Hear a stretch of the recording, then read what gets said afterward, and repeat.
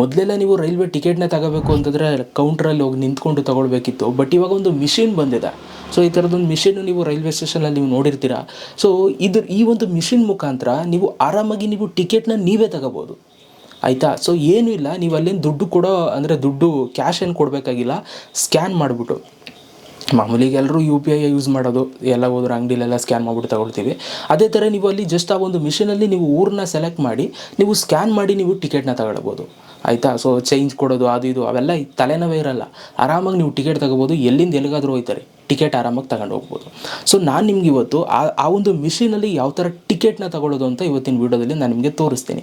Full ಕಂಪ್ಲೀಟಾಗಿ ಲೈವಾಗೆ ತೋರಿಸ್ತೀನಿ.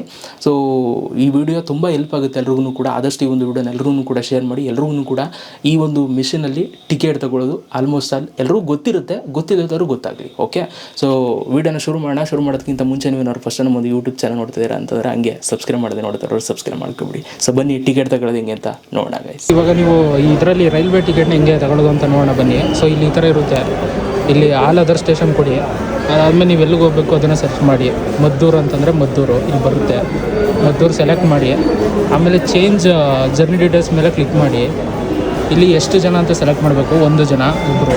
ಆಮೇಲೆ ಇಲ್ಲಿ ಎಕ್ಸ್ಪ್ರೆಸ್ಸಾ ಸೂಪರ್ ಫಾಸ್ಟ್ ಅಂತ ಸೆಲೆಕ್ಟ್ ಮಾಡಬೇಕು. ನಾನು ಎಕ್ಸ್ಪ್ರೆಸ್ ಸೆಲೆಕ್ಟ್ ಮಾಡಿದ್ದೀನಿ. ಅದಾದಮೇಲೆ ಇಲ್ಲಿ ಪೇ ಅಂತಿರುತ್ತೆ, ಪೇ ಕೊಡಿ. ಇಲ್ಲಿ QR ಕೋಡಲ್ಲಿ ಸ್ಕ್ಯಾನ್ ಮಾಡೋದಾದರೆ 3ನೇ ಆಪ್ಷನ್ ಸೆಲೆಕ್ಟ್ ಮಾಡಿ.